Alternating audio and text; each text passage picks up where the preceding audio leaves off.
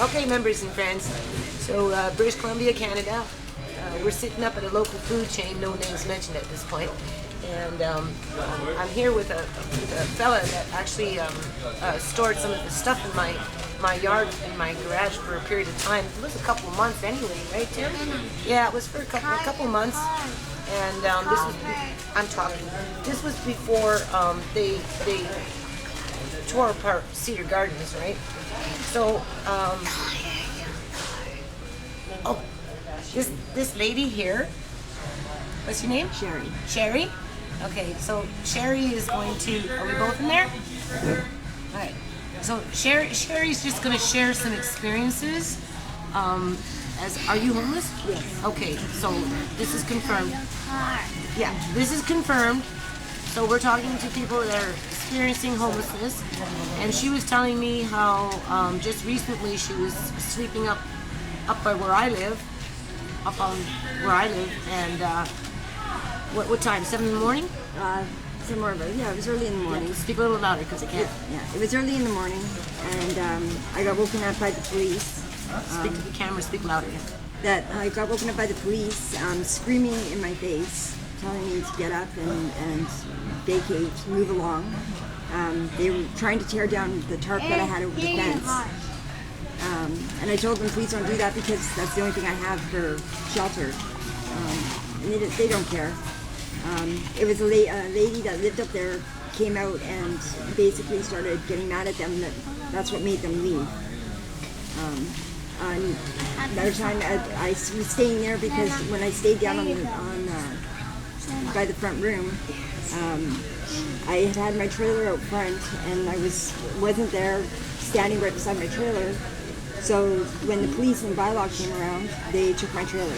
Okay, so this is up by the actual homeless shelter. Yes. So there's that one little strip, members and friends. It's a block long and it's a small block. And basically, I've got many videos of the rock garden before, after they turned that garden into a rock garden. And so your car was there. Yeah, it was right across the street from the front room. Like directly across from it. So this is like a designated area in Surrey where everybody is kind of, corralled into this one location that provides minimal services in terms of one washroom, one shower.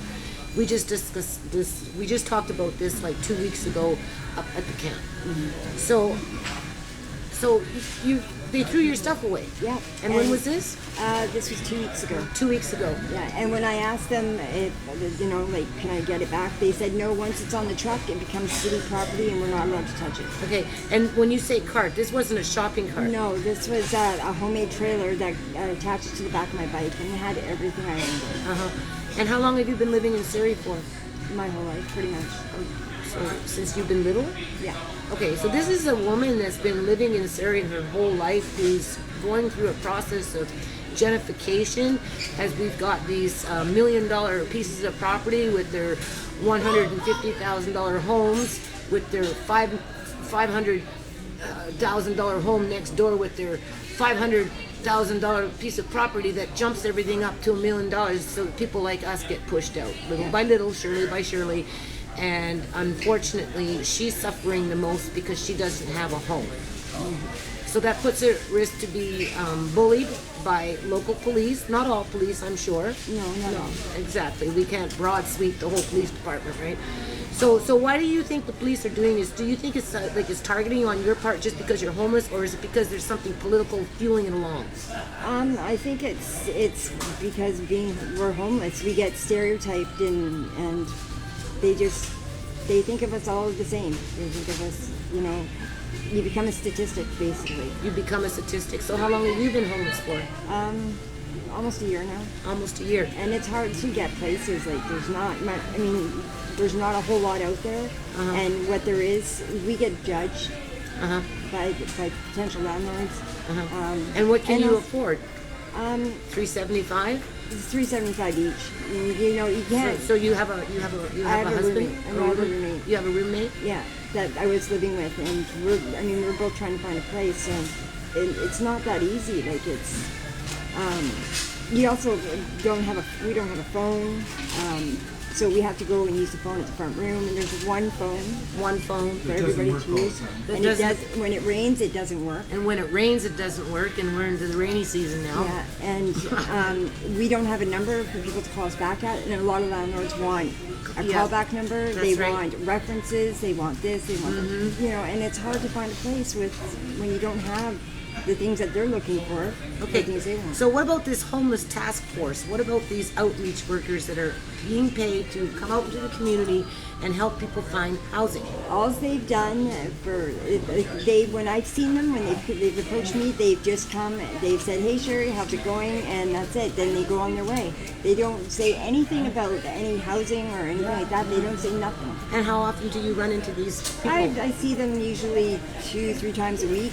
And so you see these people regularly, but they're not coming to you and saying, "Can we help you with housing?" No. Do you find that to be similar with the rest of the people that are out there? Like, are these shadow workers that just kind of make themselves, or are there people out there actually getting housing, but you're just not one of them? At this point, I've got a couple friends, but they did it on their own. They went and got housing on their own. But as far as works, I haven't really. The workers that have gone out to do it, I haven't seen. Well, I think if there was more people having housing, I think everybody would be a little more happy and a little bit more excited and a little bit more enthused and a little bit more hopeful. But I'm not getting any of that from any people that I'm talking to that are actually right now living on the streets. No, it's miserable. It's really miserable. It's very miserable.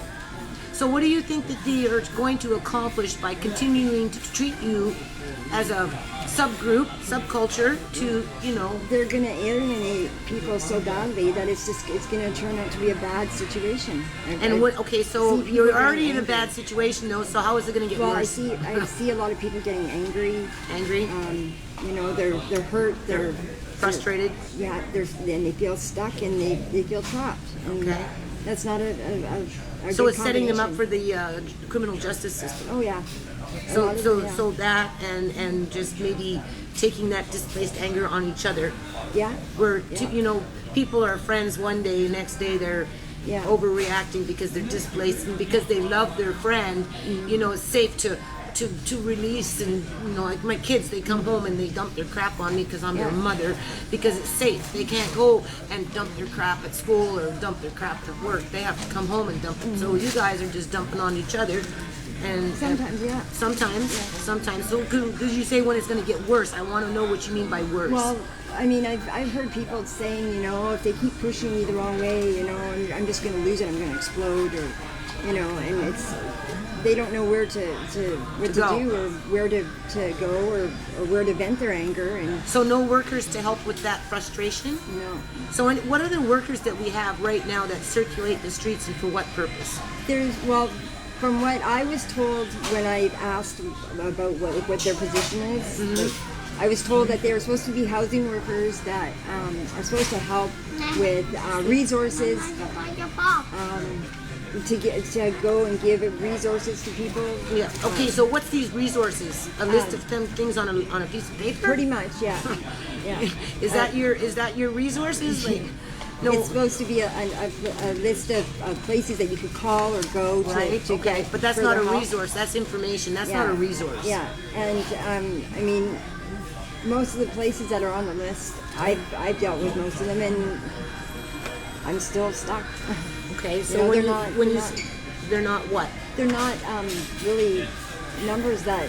They give you numbers for the food bank. Well, if you don't have ID, you can't get food from the food bank. If you don't have an address, you can't get food from the food bank. No ID, no address, you can't get food from the food bank. And even if you could, it's only 2 times a month. Yeah. So how having a number from the food bank isn't really an appropriate number to have on there. But that's one of the numbers that's on there. Yes. It's just a basic common resource list of places that you could call to. So you must be frightened. Yeah, because we've heard that the police are going to start arresting people. Why? Because they're homeless. Well, that's illegal. Those are the rumors that are going around down the strip. What rumors? Who's spreading these rumors? Other homeless people. They're saying that they've been told that if we're down there. When we've been told to leave, if we do not leave, we will be arrested. So they're asking you to leave an area that they designated for homeless people. Are they telling you where to go? They say go to other communities, go to other districts. So what does that mean? Newton, or are you still in Surrey? Out of Surrey. You go, why don't you go to Burnaby or New West or something? Well, I'm sure if we all took a bus or drove the car down to Burnaby, we're going to find the same kind of people in the same kind of trouble, right? Because we're all people, right? You know, I mean, okay, so we got an election coming up here. And there's no shelter rooms. There's no space in the shelters. There's no, because we have all the Oppenheimer tent city people are now in Surrey, staying in our shelters as well. Oh, okay, yes, no that's beds. right, because they just shut that down like 2 days ago. Yeah, and there's no space in any transition house or any shelter anywhere. The Oppenheimer was from the Hastings area in Yeah. Vancouver. Yeah. They had something like, I don't know how many people down there, quite a few anyway. few, yeah. They just shut it down like 2 to 3 days ago, right? Because I seen the video on that one. Yeah. And so you're saying everybody hopped on the bus and came out to Surrey?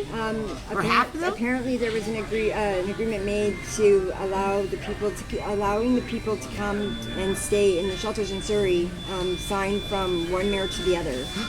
So, Okay, so this is the mayor of Vancouver cutting a deal with Diane Watts. yes, Even though Diane Watts can't look after what she already has. yes. So these people came from Vancouver, flooded out the Surrey people that had been living here for years and years, grew up in Surrey. This lady grew up in Surrey, people. Okay, and she's telling you her story. All right? As the mayors are plotting behind our back, basically, because if they're all coming over here and taking up what little bit of resources you have for yourselves, Yeah. I mean, that Because doesn't make any sense. the mayor in Vancouver made an agreement that he would make sure that those people were housed or had a place to go, and that was the way he did it. He Well, made that's sure not they had a place housing, to though. go. There's no housing over Well, here. yeah, I know, but they've got a roof over their head temporarily until they can find At the front housing. room? No, they're staying in our shelters, like our other shelters. What other shelters do we have Well, here? I there's only know the front Highland room. House, Okay. which is like it's a more stable kind of shelter. It's more secure than the front room is. The front room is a walk-in. How many beds though? Not that many. They've got a fair amount of space. I think there's like 100 beds there. Oh, really? But it's you're allowed to stay there, I think, for a month. But there's strict rules you have to follow and stuff like that. But it's a good place. It's secure. It's and they help you with housing. Okay. But to get in there, you need to have a referral, and then you have to follow the rules and everything like that. And it's hard to get in there because they're always full. Yeah. Well, having everybody from Vancouver come, and same with the transition houses. Transition houses are all full. Yeah. So, I mean, even for women who really need a space, Yeah. they can't get it because they're full. So, I mean, it's hard, especially for a woman, like, trying to find a safe, secure place to go. And you're not the first woman that said that to me. There was another lady that a couple of years back said the same thing. It's very difficult for women, single women, to defend themselves when they're sleeping and whatnot, right? Yeah.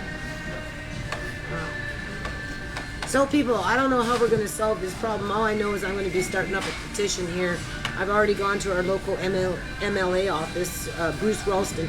But you realize we're up against the BC Liberal government, and anything that the NDP puts forward to the BC Liberal government so far, from my understanding in the last 13 years, hasn't even passed. So I don't know how we're going to get this one to go, but we need to start pushing the envelope. We need to start doing something, and not just pushing people to Burnaby and pushing them back to Vancouver. So the mayor of Vancouver sent everybody down here because our mayor made an agreement. Yeah, because there was no more space in any of the Vancouver shelters. So who told you this? I was actually told this by somebody that was working with the bylaw, somebody that works for the city of Surrey. He was with bylaw. So how does it benefit our mayor to have more people come? I don't know. I honestly couldn't tell Puts you. more pressure on you to push you out? Maybe. Well, you're saying the police are getting more aggressive. Yeah, they are. They're they take stuff and they tell you can't touch it once it's on the truck. I mean, they're using muscle instead of using compassion. And I mean, really, if they were to use some compassion, they might find it might go a lot further. A lot further Than for sure. to use muscle. And you know who's running now, eh? the old mayor, Doug McCullum. Yeah. I was driving down the road to the courthouse today, people, and I seen vote for Doug McCullum. Oh my God. 2003, I put a proposal in front of him and it never went through. And 10 years later, look where we are. Nothing's changed. If anything, it's getting worse and it's getting harder on the people, right? Yeah. So maybe I need to go scope out some cops or something and go challenge them on this and say, hello, I need to have a little conversation with you. Like, is it true? And if Well, so, they- why are you guys doing this stuff? Because I know you're not I know you're not isolated. Because I got the same stuff 2 weeks ago with the tents being, stuff Yeah. being thrown around. Every day it happens. Every day, Every day, morning. every morning. Doesn't matter 7 where you a.m. are. 7 a.m. City, the cops roll through. Yeah. Anything unattended goes in the back of the truck and to the dump. And what is their radius? They do the strip. They do Which is there's the a- designated area for homeless They people. do that park right across where the tents were. Yeah. And then they go around the local area around there, and they drive around looking to see if there's anybody out there and making camps. If you've got a camp anywhere, they come and they harass you, and then they'll take your stuff and throw it out. And just Anything throw it you out. can't carry. All shopping Yeah. Any All shopping any carts. shopping carts that are there, they say that's theft, and they they tell you to empty out the shopping cart, and they take the shopping cart from you. And the majority of these people are, You'll be back in half an hour after you shopping cart. Keep all the meat. Yeah. Yeah. Oh, so they come, they take what they can, they give you a half an hour to vacate, and then they come back in a half an hour, and if you're not gone, they take the rest? That's what I'm hearing? Yeah, anything left behind gets. So if you can't carry everything after you've had your shopping cart dumped, if you can't carry everything, and you're trying to move it, if they come back in half an hour, anything that's left there, it's gone. Okay, so the majority of the people that are suffering this type of experience are Surrey residents that have been long-term coming up as children and youth, and the majority, do you think, or what, Anybody who's ended up homeless, anybody. I know, but I'm saying the general population in Yeah. Surrey of homeless people grew up or have roots in Surrey. Yes, yeah. They're not just people coming in from Vancouver because the mayor shipped them Yeah, over no, on a no, bus. We're not it's- doing an it's- Obama. Yeah, I know. You know, It's collecting all the illegal these are people aliens that at have the been border here. and then just kind of secretly implanting them throughout the country. Yeah, right? no, You these know? are people that have been here for a while. A long time. Chances are they probably grew up in Surrey. Yeah. Yeah, because there's a lot of young people out there. Yeah. Right? And they're getting younger all the time. So what's the age population, do you think? Well, Break there's it down. There's anywhere from I mean we're seeing teenagers now down on the strip. I think there was 10 or 11 teenagers, underage teenagers on the strip, Like homeless. homeless this summer. Well, that's what I've been hearing about them hanging out in here. Yeah, they've been they're not allowed to go to the front room, which is the shelter. They're not allowed to stay there. So when you say They how can't old, eat there. how old are they? They're Approximately. under 19. Under 19. And so they're not allowed to use the facility, but they're down on the strip and they're homeless, and it's sad to see because they can't get any help. There's above that most of the people are in their 30s to 40s. 30s, 40s, 20s, early 20s. And it goes up to 50s and 60s as well. So what's your solution if you had to have a solution that They you need could to- just pluck off a tree or something? They need to have more housing for more affordable housing. And what's affordable housing? What do you consider to be affordable housing, in your opinion? For people that are on welfare. I mean, most people, single people, can only afford $375 to Okay. $400. So what would, for that amount of money, considering your situation, what would you like? Would you prefer I prefer to have maybe like a small suite, even a bachelor suite. a bachelor suite? Would be okay. But I mean, to get a bachelor suite, it costs $500-600. That's true, because they were renting out this just little box for $600 at Cedar Gardens. Yeah. And it was nothing. It was Yeah. very, very small. I couldn't believe And it. People they can't afford it, and not everybody wants to live with somebody, and because they don't trust a lot of people. And Yeah. Being out where we are homeless. What about more housing? I wouldn't call it a recovery house, but some sort of a house where everybody can have their room and you've got the common kitchen and You know, Yeah, there's a few of those around, but they're run by slumlords, and Yeah. a lot of people are in and out. It's like a revolving door. yeah. They're but, not. But would more housing like that be For some people, yeah. Yeah. for some people? Not everybody, like I said, can live with people. Like, there's some people. I mean, there's a lot of people down on the strip who have mental health issues. Yeah. Or they have drug issues, dependency issues, alcoholism, stuff like that. And some of them just they're not able to live with other people. They don't mix well with other people. They need to be on their own. That's the other thing police are using too. If you have a drug problem and Yeah. you're caught around welfare day with drugs on you and money, welfare check say, you get red zone. You're not allowed to be at the resource center. Okay, so if you on wealth on day that they get social services, if you get caught with drugs or alcohol too, A bag of rocks a bag of rock, and some money from the check. and some money from you, then you're a dealer.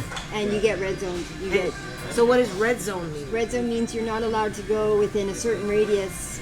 Like they map it out They how. usually map it out from 108 to 102. Yeah, so they make it so that you can't use the shelter. Then you can't even use the rec center to shower. Yeah. You can't For use how the many public- days? It's permanent. Permanent. What do you mean it's permanent? It's permanent until you go to court and the courts say otherwise. This is ridiculous. Serious. I know a lot of people who've done it, who've been red zoned For getting a welfare check and and Buying- buying some dope and getting caught with it. well, members, friends, you heard it on my channel.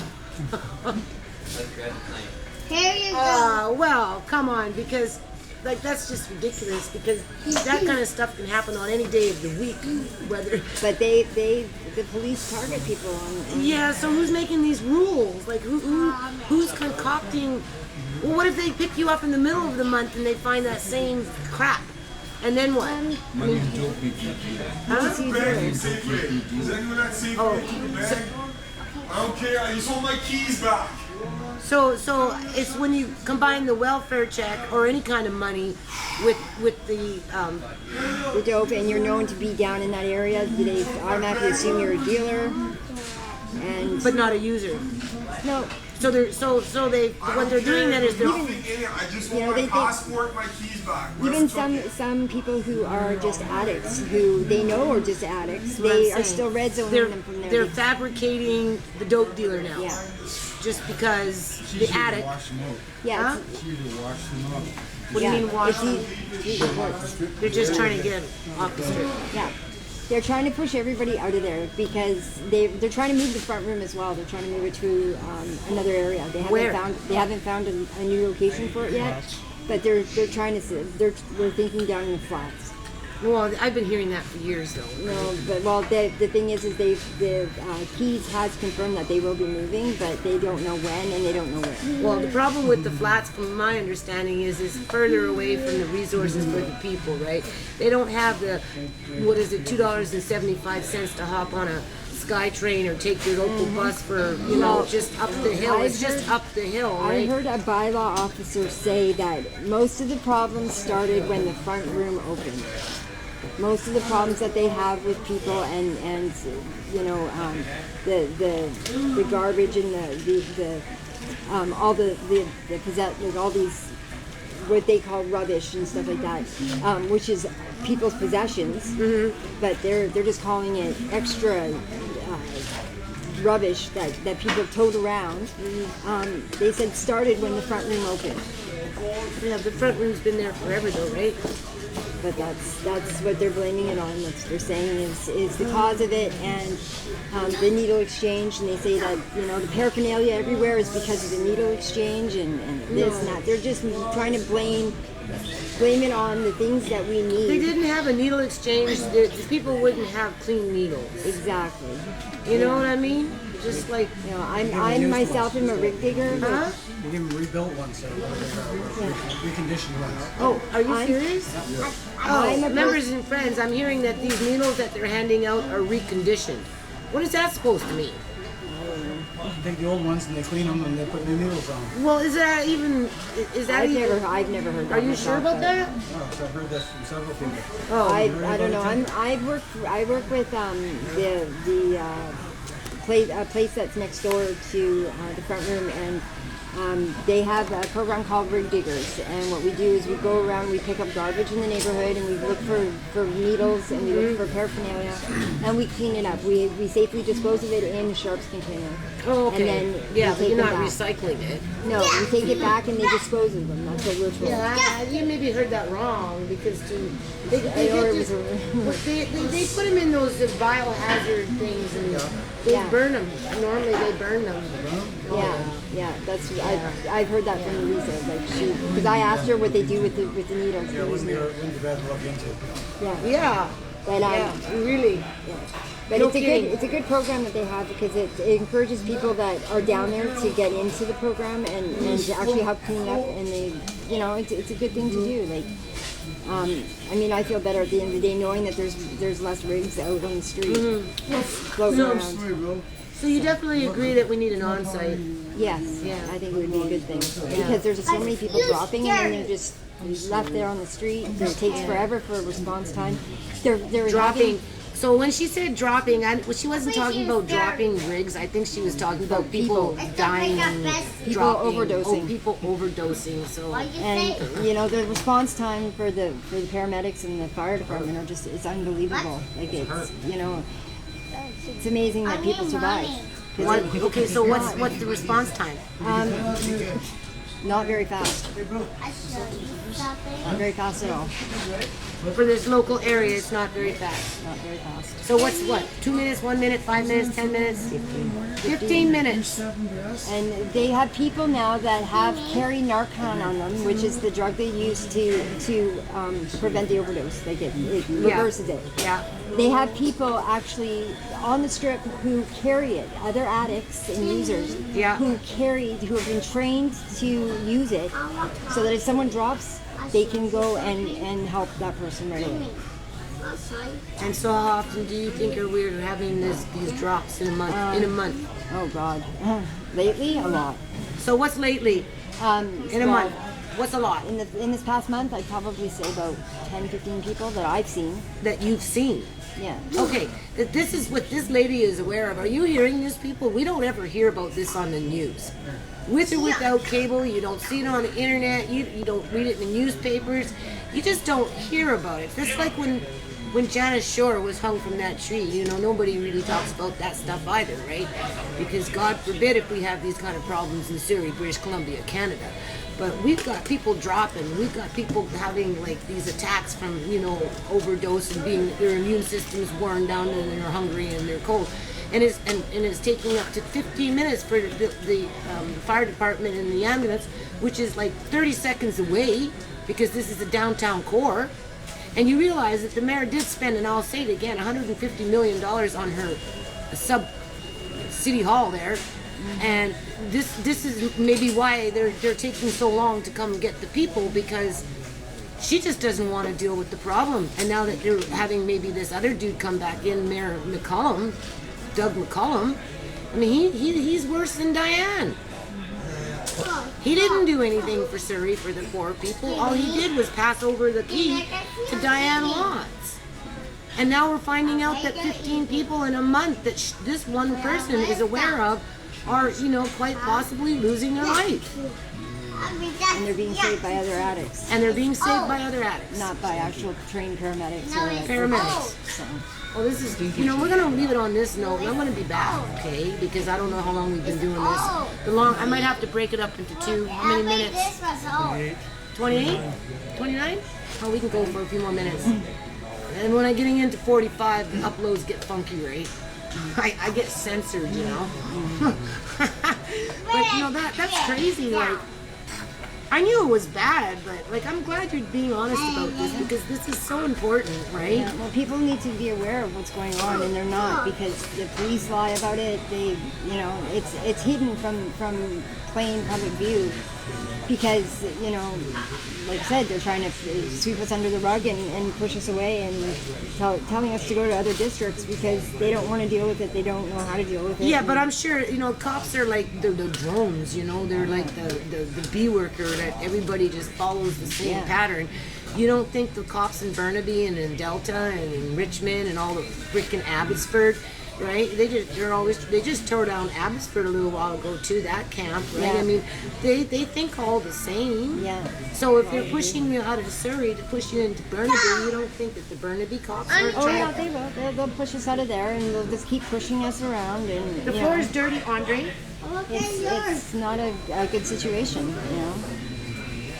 Well, I don't know how much I'm going to be able to help with this situation because, you know, I'm just a small fry in a big mix of There's problems, right? The few people that I have talked to, like other citizens and stuff, who have been made aware of what's going on, they're appalled and they want to help as well. Like there are people out there who do have compassion and who do want to help and want to make a difference. Well, I'm starting I'm writing a petition. So before we submit the petition, I'll make sure I come out here and get, you know, we'll sit down and we'll go through it, right? With somebody. Somebody's got to help with this because, I don't know, something's got to change. Now, I can collect, I got collection boxes to help with this problem, only I don't know where to take it, right? So you think on maybe, I don't know, maybe you know some business or something that's kind of like reasonable. Andre, I gotta get going here because he's getting fidgety. I'm not, I'll think about it. I'll see. Yeah. I'll ask around and see. Ask around because I know there's my church. They feed the homeless on Tuesdays. it would be. I think we need to go push for that housing, right? Yeah. We got to work towards the housing. There's Don't a fidget. thrift store next door to them. They're probably a good place to have that. They have a lot of people in there. Okay, so you get the last. You say what you want to say, and then you say. So it's something that needs to be dealt with, and people need to be made aware of what's really going on. They're being told something completely different than what's really happening. And we're human beings too. We're just having, you know, some problems with whatever. We're down on our luck, and you know, we just want to be treated just like everybody else. I mean, before we were homeless, we were just like everybody else. So we're not any different now. Just chew your food. You know, I'm a person that shows respect, and I just wish I had the respect back from people that are of any authority, like the police and whatnot. And I think that's what most people really want, is just to be shown some respect and shown some compassion instead of being bullied and tried to push out. So that's just something to think about. Okay, members and friends. So we'll touch base soon. Okay, members and friends, so I'm just helping out a fella here. I'm just going to take him to the local gas station. And he was just pointing out to me these, there we go. This is how people are being shuffled around.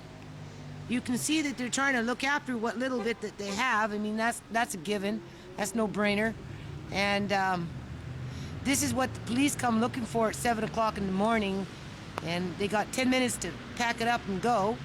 And if it's not gone in 10 minutes, I guess the police come and take the whole. This is what that lady lost, just something similar to that. They just took the whole thing. That was it. Took all her life possessions, and asking her to go to a different district. Well, that mayor is probably pushing the. Well, we already know one mayor sent a whole bunch from Vancouver down to Surrey, so I don't know what the deal was cut there, but I guess we'll have to find out. Okay, I know you can't really see this, people. Hold on a minute.